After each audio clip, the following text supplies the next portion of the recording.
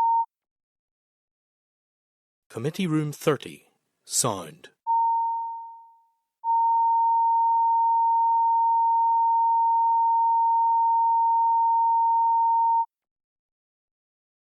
Committee Room 30, sound.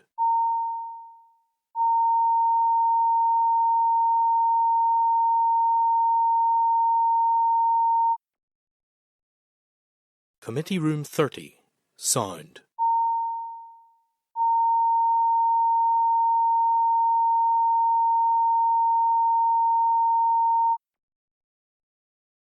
Committee Room 30, sound.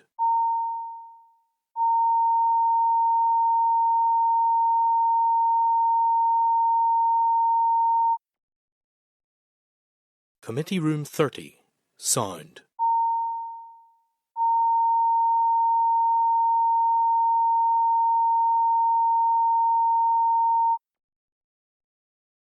Committee Room 30, sound.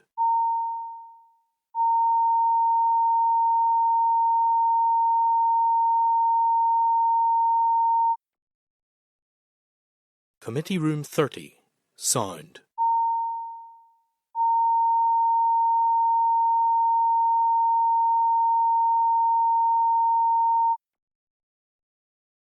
Committee Room 30, sound.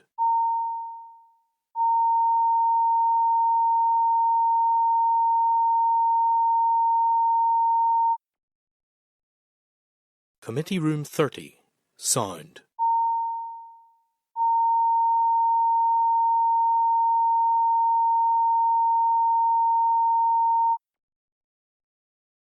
Committee Room 30, sound.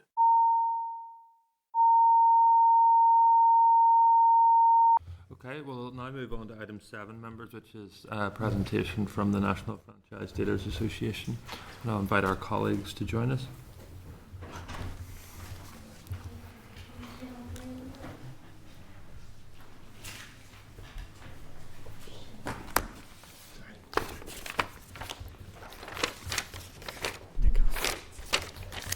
Okay, colleagues, I will now receive evidence and a further briefing from the National Franchise Dealers Association on car registrations in Northern Ireland as a result of the Windsor Framework. There's a briefing paper 220 and 228, and I welcome back Alastair Peoples, Jeff McCartney, Dave Sheeran and Alan Murphy. Colleagues, thank you for coming back again. It is disappointing that you've had to come back again as we don't have a resolution to this issue, but it's a very important one, so the committee is very pleased to welcome you here today. And I hand over to you to make an opening statement if you're content, gents. Okay, Chairman. Well, I hope we don't disappoint you with what we've got to say. Thank you for inviting us back, Chairman and members of the committee. It is, however, with frustration and indeed a degree of exasperation that we sit before you today. We've actually seen very little progress in finding a solution to the problem affecting the free flow of new vehicles within the United Kingdom. The franchise dealers in Northern Ireland are facing nothing short of a generational challenge because of the post-Brexit arrangements and the Windsor Framework. Indeed, those serious and detrimental issues we highlighted some months ago are now having a critical effect, with dealers seriously considering job losses as they now plan for next year. Customers in Northern Ireland are experiencing reduced choice in new vehicles now, with certain models no longer available locally and facing higher costs compared to Great Britain. The situation is affecting not only customers and dealers, but also future investment in the sector. My colleagues will now give some evidence of the serious effect this is having on their franchise dealerships, and I'll hand over to Dave. Thank you.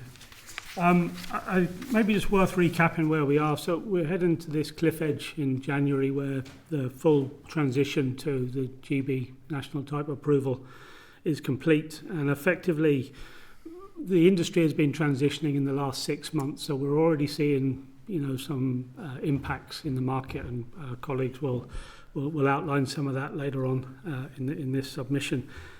If you summarise where we are, because of the Windsor Framework, the Northern Ireland market is now no longer part of the UK internal automobile market, and that's worth 2 million units a year.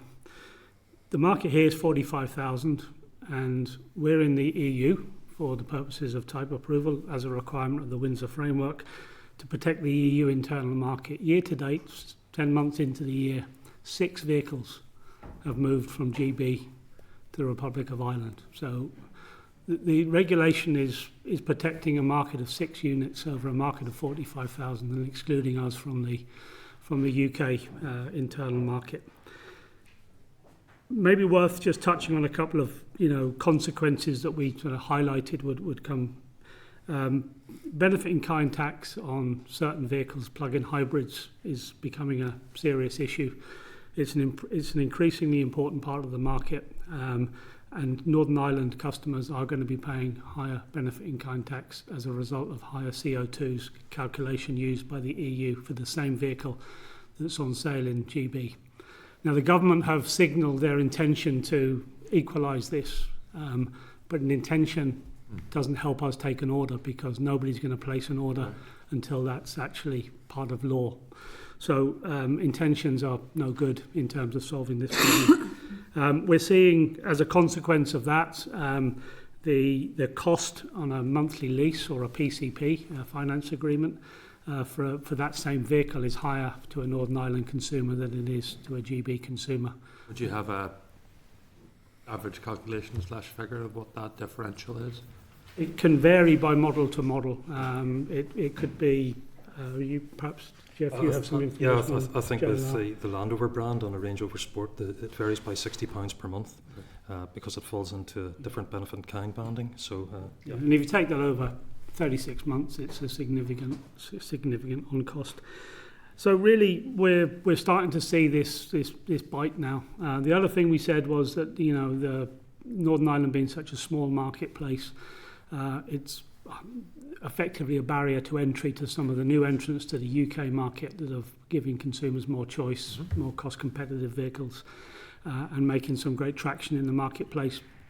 A number of those brands have elected at this point not to come to Northern Ireland, and there will be some brands that will be looking at their volume in Northern Ireland to establish brands, and they're going to be considering, is it worth staying here? So we really are coming to the point where where the pain is starting to bite, and we're already seeing in the marketplace that fleets initially have decided that they will source their vehicles for Northern Ireland consumers, in many cases from GB dealers, to work around the issue.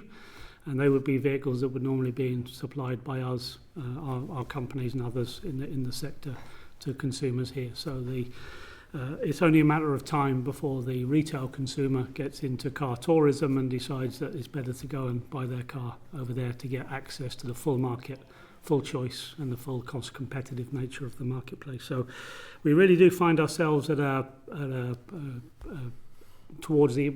pretty much on the cliff at this stage, and 7 weeks to fix the problem, or we have an acceleration of the trends that we've already seen. Maybe Alan, you talk about some of that. Thanks, Dave. So, Chair, I've just circulated a graph which covers the Northern Ireland registrations, retail registrations from January of this year through to October. And we're comparing the Northern Ireland performance in a retail registration market against that of our UK as a whole. So the Northern Ireland, across those 10 months, the retail market is back 6%. In comparative to that, the UK market is up 5%.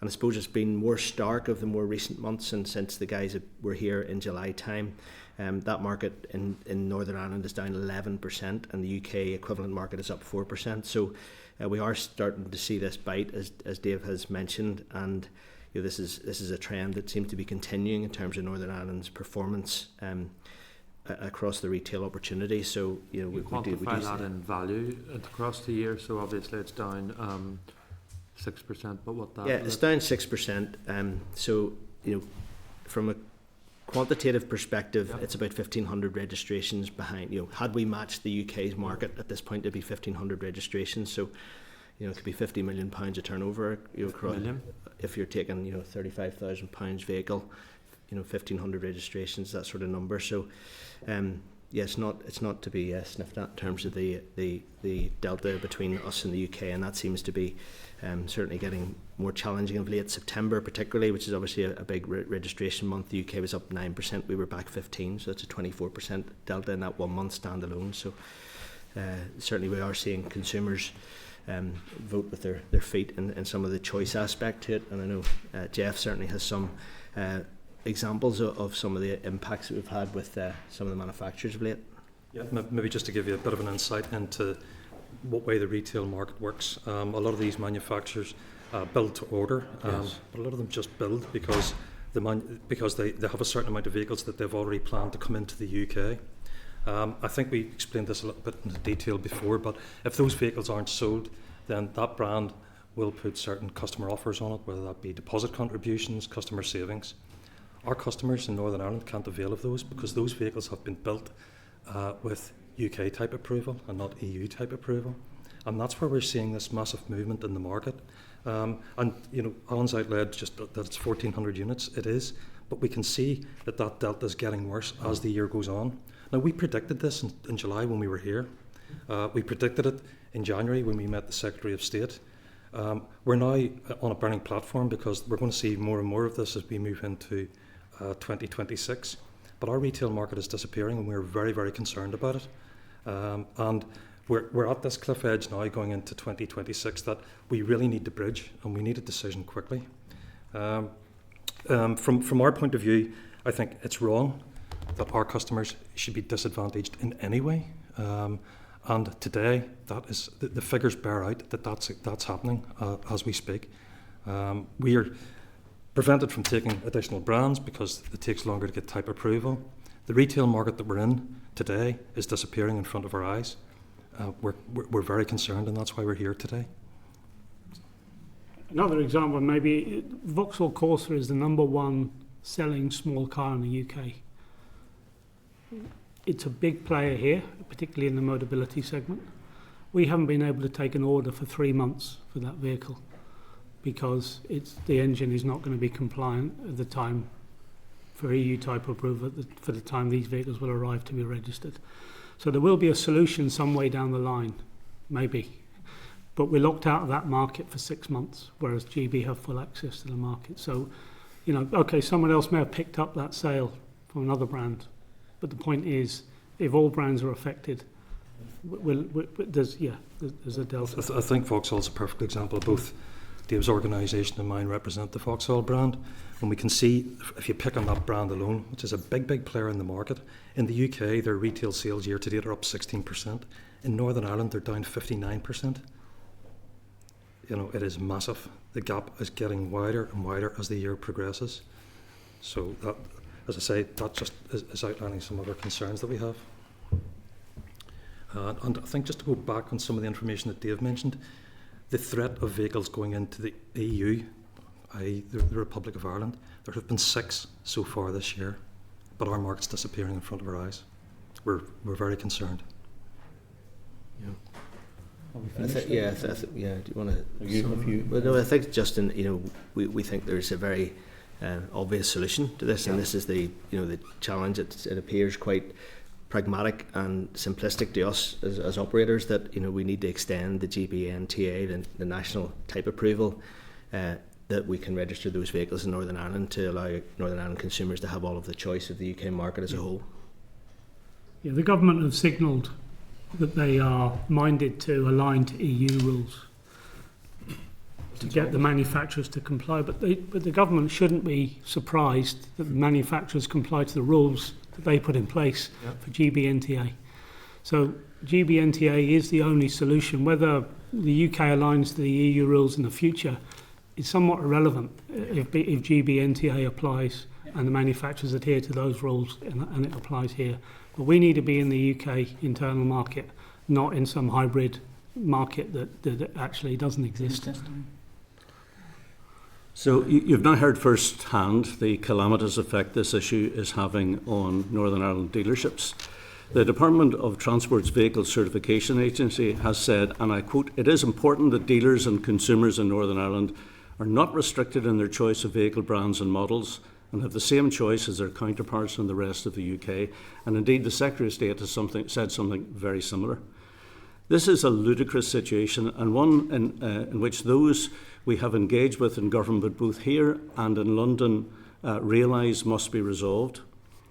As my colleagues have said, a change in legislation will take time. What we as an industry need now is an extension of the transition timeline to bridge the point where EU and GB standards can be fully aligned, giving the industry a pause to urgently get a workable plan in place.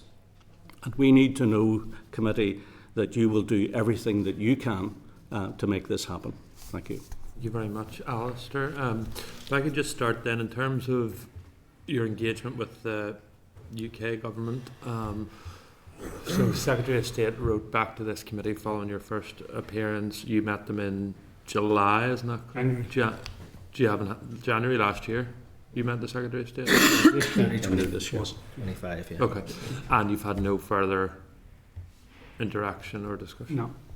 No, although Gavin Robinson, I think the Northern Select Committee did raise that, and I think as a result of kind of getting caught out on that, the Secretary of State has asked for further and urgent work to be done, because I think it's very easy to see this as a small problem, maybe when you're sitting in London, but here it's clearly a major issue. Exactly. And in terms of the record, just to reflect in the importance of the sector, both in terms of the financial transactions, but also just in terms of the employment levels that you employ in all communities right across Northern Ireland, what does the industry represent currently in terms of employees? We did the figure. It's in the paper. 17,000. 17,000, yeah. And, you know, it doesn't take a genius to work out less sales, less income, less staff. Okay, I'm going to open up to my colleague Jonathan Buckley, who has been to the fore on this issue. Thanks, Chair. Thank you very much for coming to the committee again. You know, this is a disaster written all over it.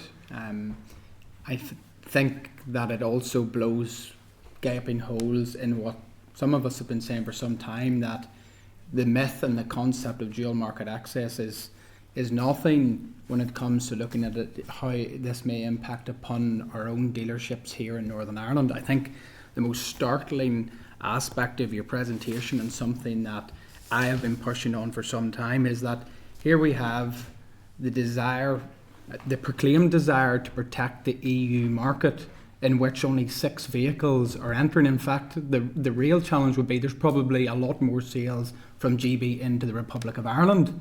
In terms of how you protect those traders. But I just want to focus on some of the specifics, because it's important that we put this into context. There's a real world impact. So 17,600 jobs pertain to your dealerships in the Northern Ireland economy. What do job losses look like if this issue isn't sorted and we go over the cliff in January? Has anybody has there been planning on that in your respective dealerships? We haven't planned for it. We're hoping against hope that this issue is going to be sorted out. The last thing we want is to start making some of our people redundant. We've had to train for years and get that experience. So the last thing we want to do is to go down the road of job losses. Inevitably, that will happen. We'll have to be modelled into our budget programme. But we're here today. We've spoken to the Secretary of State. We've spoken to some of you individually. We're hoping that this can be sorted out, because we see this as being a simple fix. You know, when you see something as being such a simple fix, why would you plan for disaster? Yeah. And that's where we are today. So I want to put it again in context. So the government has gone to great lengths in the United Kingdom to support UK car industry. Okay, we've seen that, whether it's Jaguar, Land Rover, and indeed others. So would I be right in saying that British car brands such as Vauxhall, JLR, for example, will feel the greatest impact of the loss of GB type approvals, which will result in Northern Ireland consumers paying more? Would I be right in that statement? Will the impact primarily be faced by those industries that the UK government are committed to trying to support in the UK? In terms of selling vehicles into Northern Ireland? Yeah. Well, absolutely. I mean, if we go down the list of manufacturers who've already opted, even at this early stage of single type approval, we have Renault, Nissan, Land Rover, Vauxhall, Peugeot, Citroën, Maserati, and others will join, because if they've got a commercial advantage in the market, why wouldn't the rest of the brands do exactly that? So yes, we've got a huge list at this stage, but we feel that that's only going to get greater as time goes on. And we're already seeing brands which are dual approved, so effectively, technically, you know, the car can be registered in either jurisdiction. Now, with the PHEV issue, they have decided that they're dual approval for the majority, but a couple of the PHEVs, they'll go single approval. So you're already seeing, as we said before, the fragmentation of the dual, because the GBNTA allows some lower standards than the EU. And they're going to take advantage of it. And I think that's where the smokescreen is from the Secretary of State in saying that this issue's been sorted. Because in reading your briefing, it became very aware that whilst some of these manufacturers may claim dual approval to begin with, but it's the point of leaving the factory that is actually the point in which they decide which scheme to register under. And that's where the point of pressure comes. So on that point, what brands are particularly hit when it comes to accessing the Northern Ireland market? You said Vauxhall is primarily. Yeah. Are you talking about new brands or existing? I'm talking about new. So you talked about Vauxhall, Corsa. You mentioned. Is there any other particular models? All of those brands that I've mentioned at this moment in time are single type approval brands. They're not dual approving. So those are the when brands. The Secretary of State tells us that. I would like to stress that there is no tactical impediment to manufacturers dual approving a single vehicle so that can be sold across the UK. However, whilst most manufacturers have chosen to dual approve, a minority has taken a different approach, resulting in some of the issues raised by the car dealerships. Is it a minority, or is it a case that whilst there may be more that are dual approving, but when it comes to registration from factory, it's the single approval? Am I right in that? You absolutely are, and those brands that I've talked about don't represent a minority in terms of the market. They're big players in the Northern Ireland and UK market. And more of the dual approvers they've all reserved their right to single approve, either completely or selectively. And what we're seeing now is they're selectively tailoring vehicles to the GB market to compete with those who have gone with the GBNTA approval, the single type approval. So the industry is complying with the law. The law gives them, the law is, you mentioned other brands such as Renault are not dual approving, Citroen, Peugeot, BMW making cars dual approved but still designated as either EU or GB when leaving the factory. For a small proportion of the PHEV, because competitively, that marketplace has a very high reliance on the BIK percentage that's generated by the vehicle, so to compete in that market, in the GB market as a whole, which is primarily where the lion's share of their business is going. Northern, NI is just 2% of the UK market as a whole, so a bit of collateral damage, that's fine almost. So there are some pockets of stock which is being specifically retained GB type approval because they feel that gives them the competitive competition advantage in the GB market as a whole. So your industry to me seems like a growing number of canaries in the coal mine. In a sense, you've been warning about a cliff edge and the impact on your industry, and whilst the UK government, particularly the Secretary of State, by his actions or inaction, has essentially caused both trade diversion and harming GB manufacturers supplying into Northern Ireland. And that brings me on to the point about the worst of all worlds. So I read in your briefing, you can't send back cars to GB in the event of overstocking. You cannot access GB stock to meet customer demand. So that may be that somebody wants a black car or a white car. I think you used the example. How do you plan business model planning? Like, I would imagine this is a common issue. It's either overstock or customer demand. How do you deal with that going forward if this issue is not addressed? Very, very difficult to plan. We will plan based on our annual sales plan. I think the biggest issue is the type of market. I mentioned this is a very tactical market. So when the brands build vehicles, they're not building them to Northern Ireland type approval. So if there's a cohort of vehicles, let's say Vauxhall have a load of Grandland vehicles, as they call them, sitting in the UK that they haven't sold. What they're doing is they're putting a special offer on those vehicles. We can't take them. But the rest of the UK are taking them, and that's where you're seeing this difference in the market in terms of that the increase that there's in the UK market, but we're not running at the same pace. So that was a specific example of the new Vauxhall model where there was a 35% offering which was only pertained to GB, couldn't apply to Northern Ireland, and that essentially is... It did apply to Northern Ireland, it's just we could do it, okay. But we couldn't take the vehicles because they weren't type approved for Northern Ireland. So we had access to the same offer, But we couldn't take a vehicle. Okay. And our customers then didn't benefit from that saving. The chair has mentioned, and it's a more complex area of your business, but something I think we need a wee bit more understanding of, which is benefit in kind complications and taxation issues. How big a segment is that of your business model, and who is that applying to? So that's essentially, do you want to spell that out first? Because I think that's a technical point that not many will understand. But again, when looking at the broadsheet, I'm seeing how whether it's Northern Ireland business customers or indeed maybe even in the public sector are being disadvantaged when it comes to from forms of taxation, which are ultimately then again shrinking the marketplace. Absolutely. Well, Dave can explain the taxation part in terms of the size of the fleet market that you're alluding to. It's 27% of all cars sold here in Northern Ireland. 27% of all cars sold in Northern Ireland are through the fleet channel. 33% of all private cars are sold through the private channel, and 40% of the market then is Motability. So that's how the market is made up in Northern Ireland. So fleet is a significant part of our business. And with that fleet and that benefit in kind, would that include public sectors, so such as maybe it's the Department of Health or other departments that are accessing vehicles through that particular model?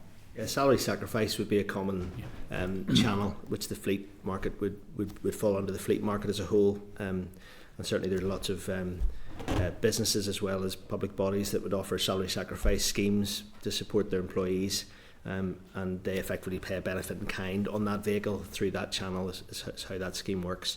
And we are seeing with the changes in the EU type approval that benefit in kind level is expected to jump quite significantly in a number of models.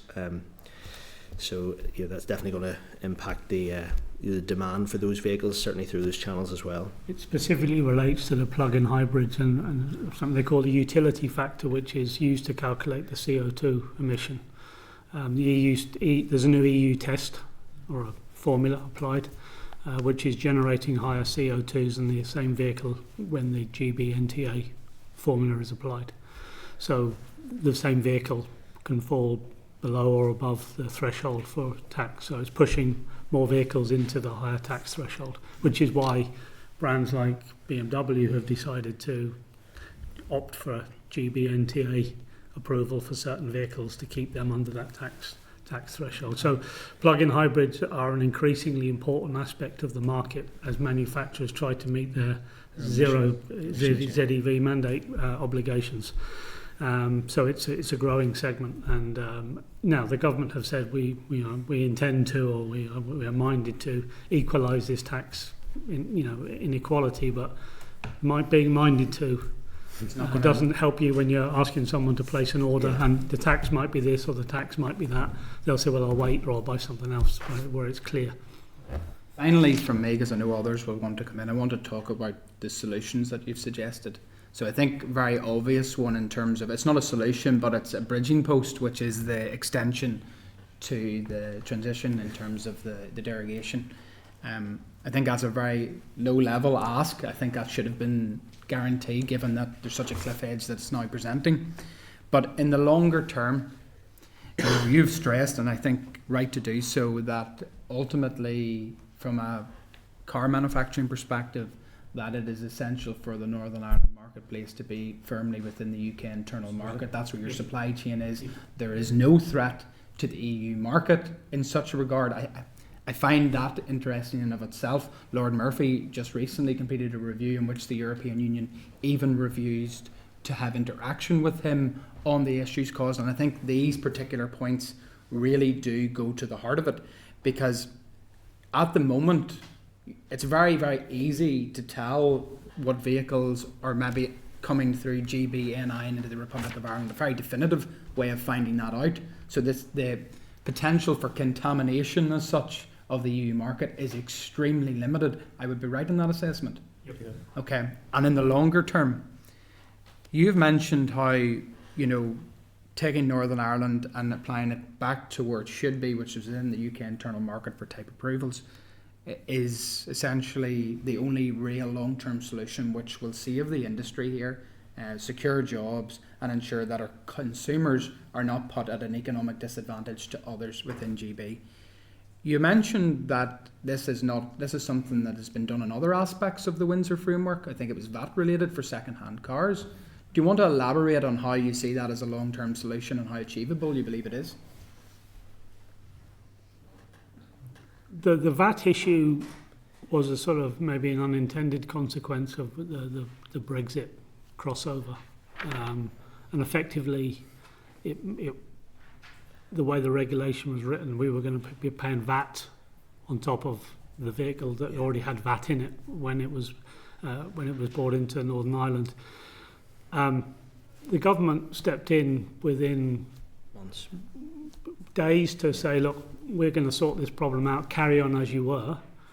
We'll give you the air cover, if that's the right word for that, while we sort the solution out.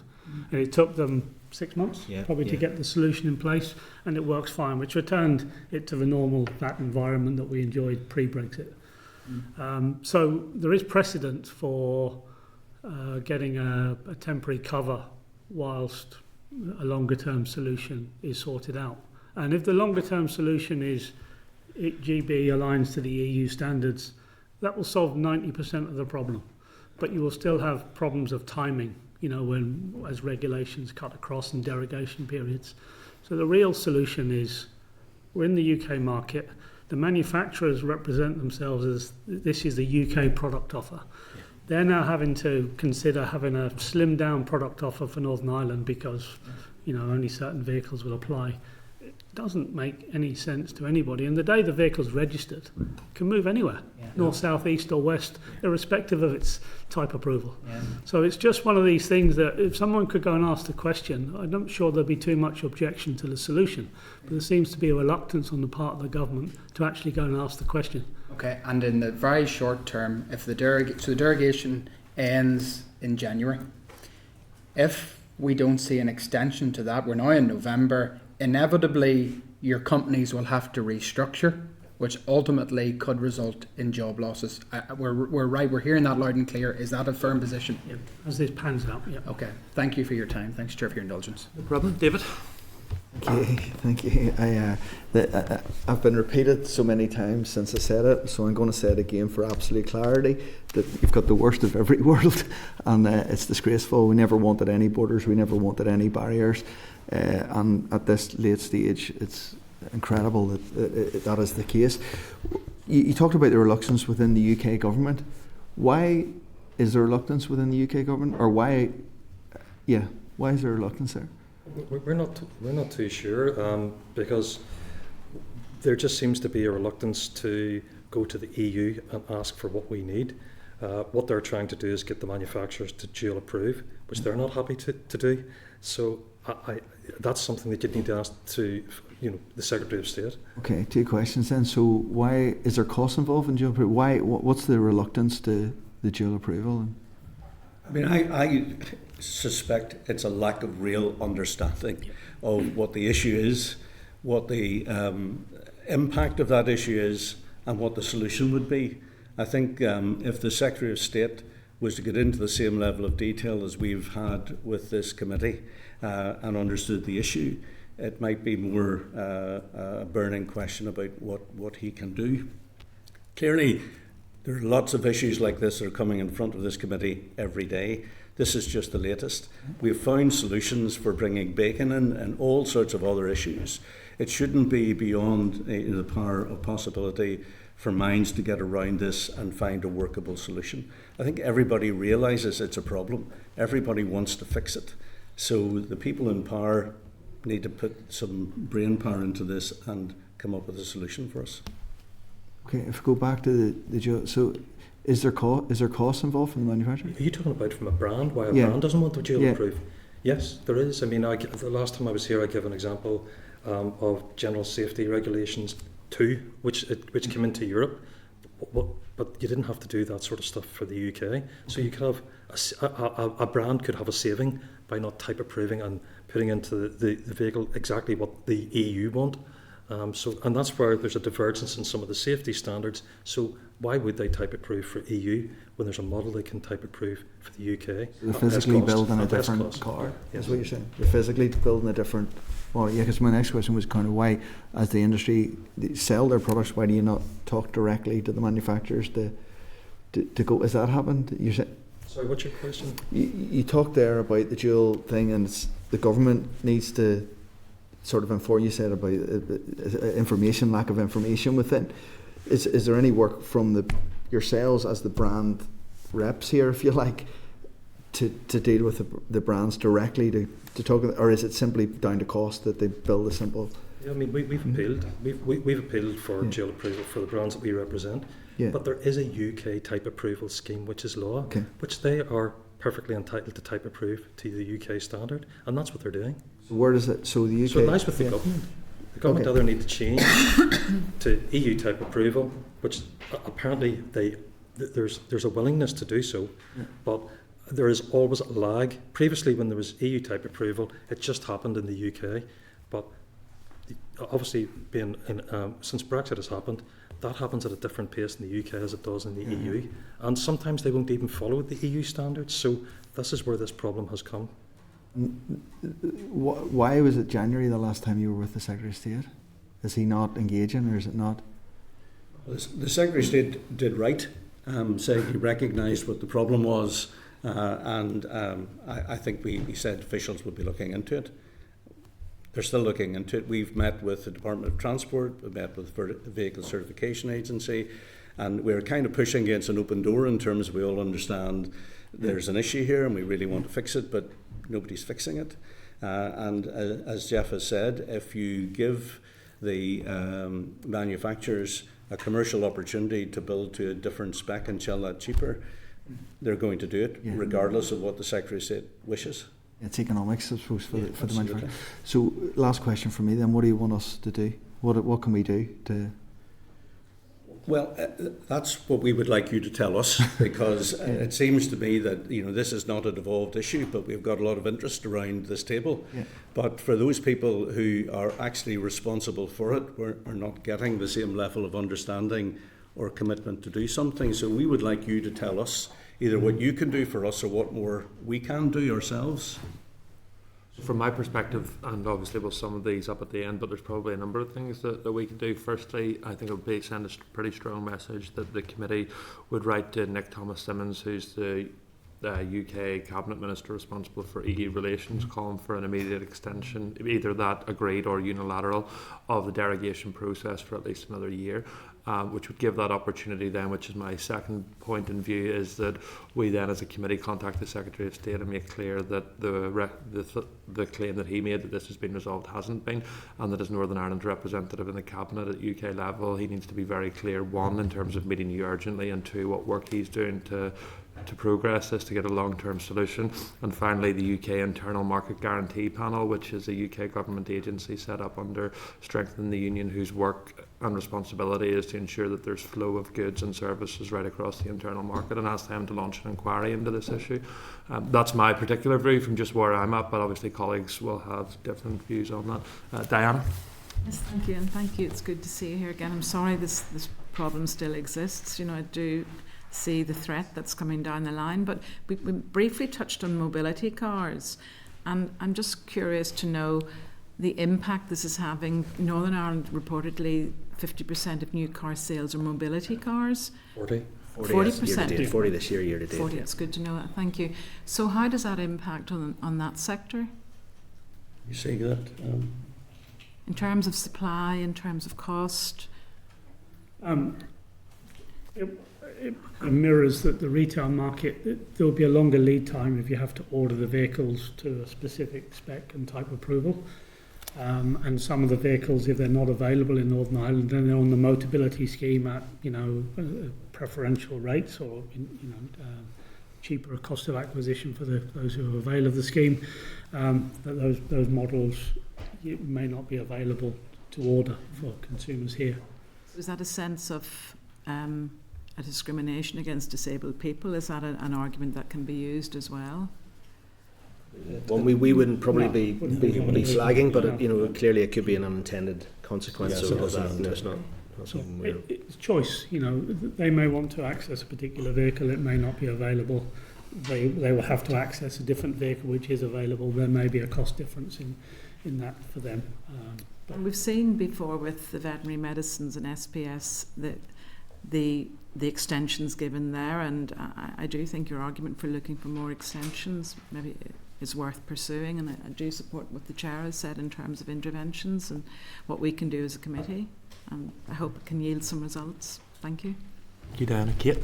Thank you, Chair, and thank you so much for your evidence. I wasn't here when you were last here, but yeah, I mean, you've made such a compelling case, and I'm so sorry you're still going through this.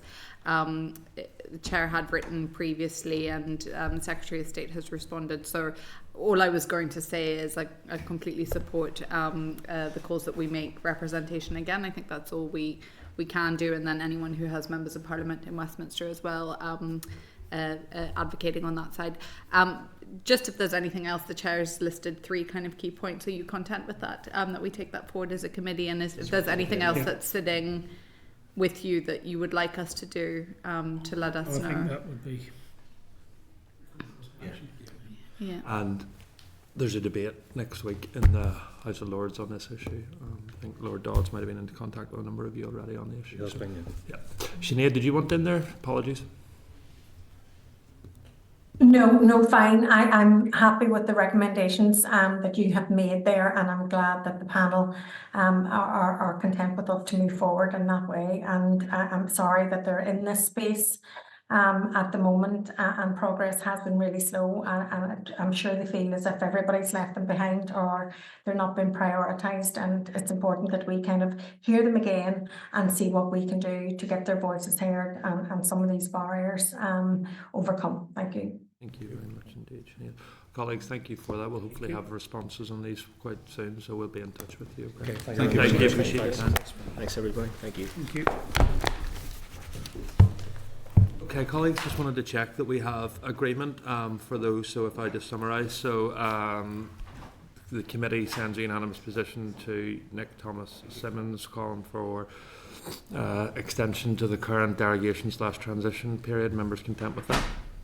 Agreed. Okay. Secretary of State, in terms of his work on an urgent long-term solution, members content on that? And then finally, the UK Internal Market Guarantee Panel. Members content?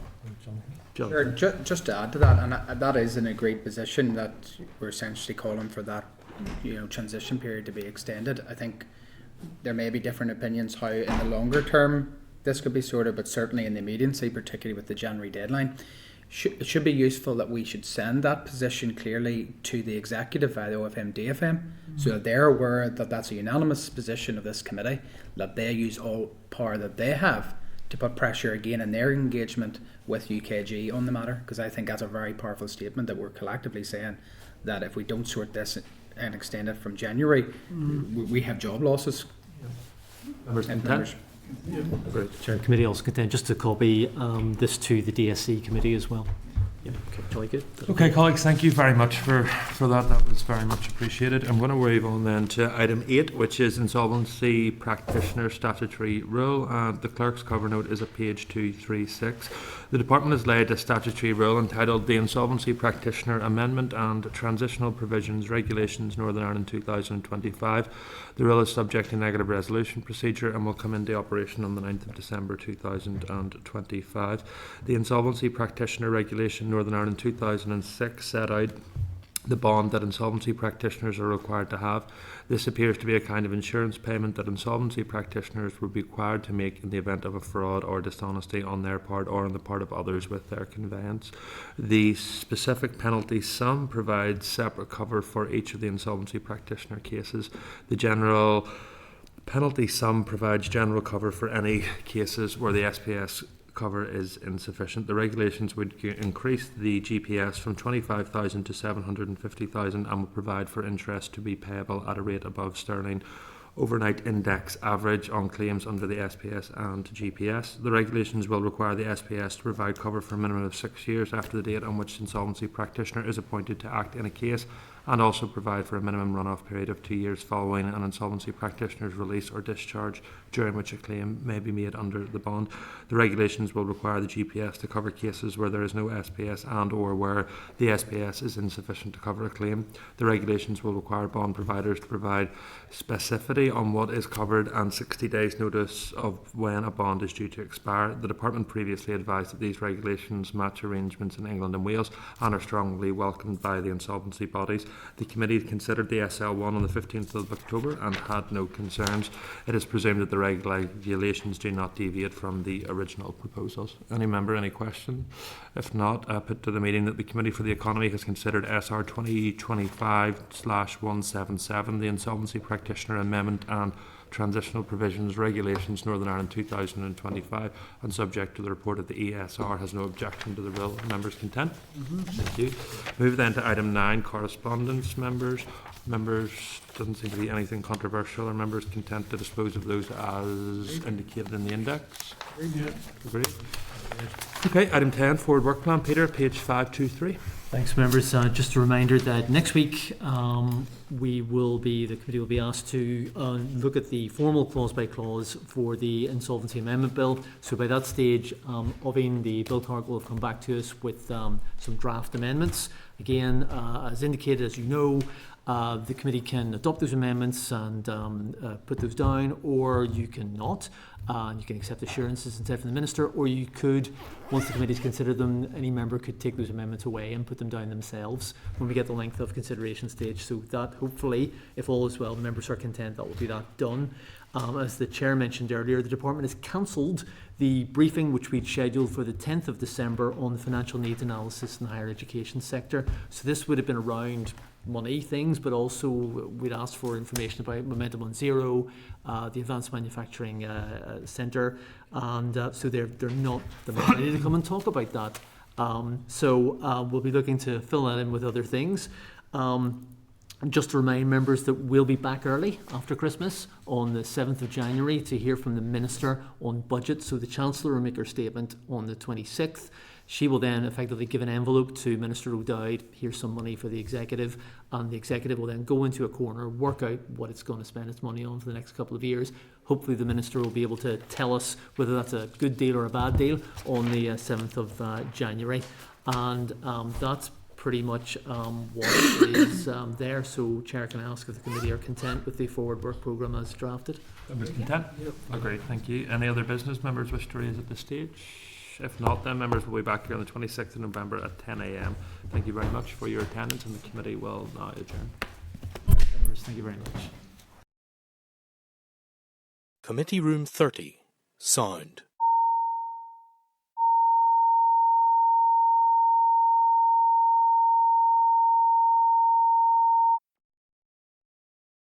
Committee Room 30, sound.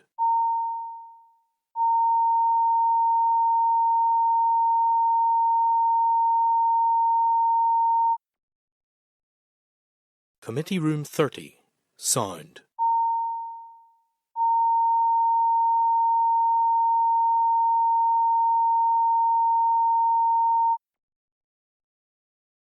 Room 30, sound.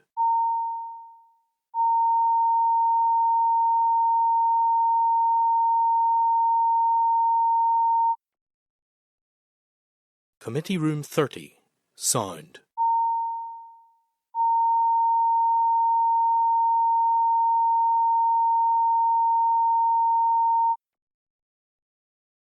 Committee Room 30, sound.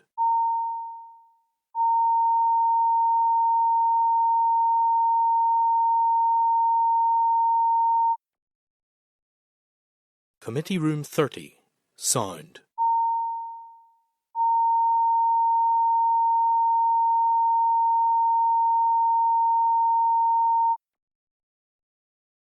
Committee Room 30, sound.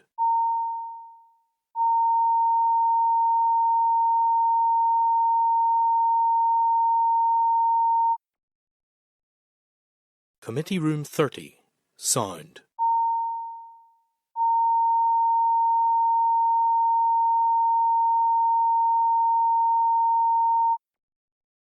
sound. Committee Room 30, sound.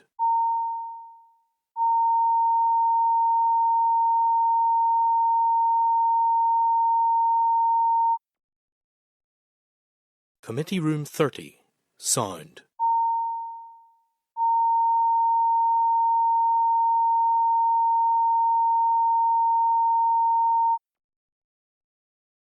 Committee Room 30, sound.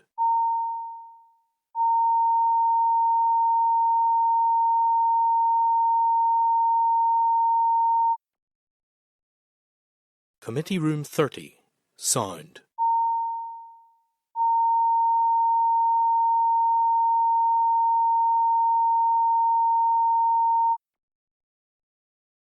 Committee Room 30, Sound.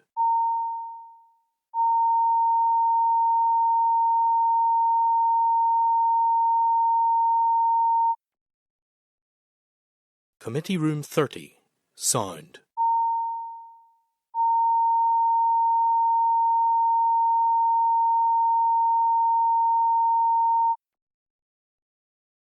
Committee Room 30, Sound.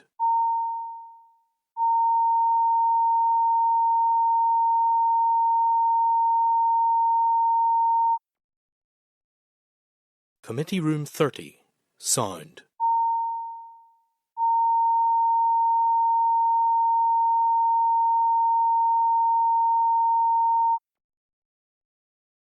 Committee Room 30, Sound.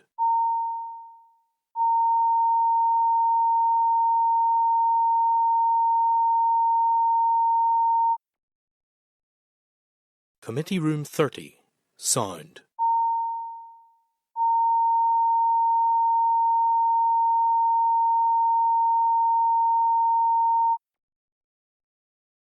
Committee Room 30, Sound.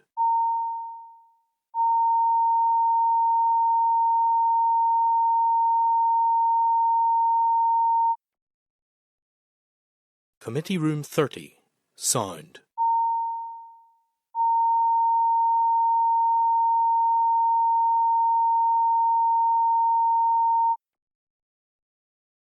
Committee Room 30, Sound.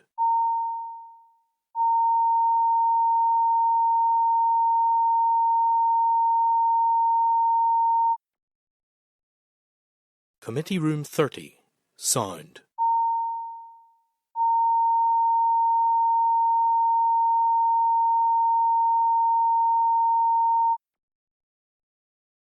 Committee Room 30, Sound.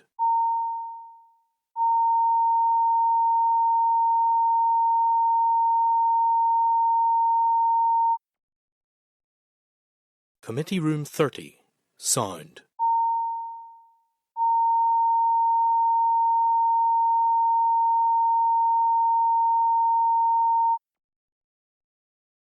Committee Room 30, Sound.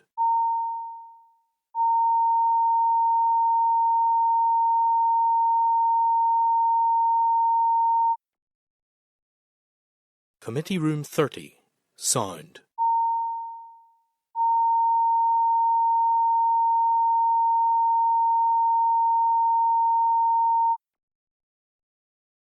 Committee Room 30, Sound.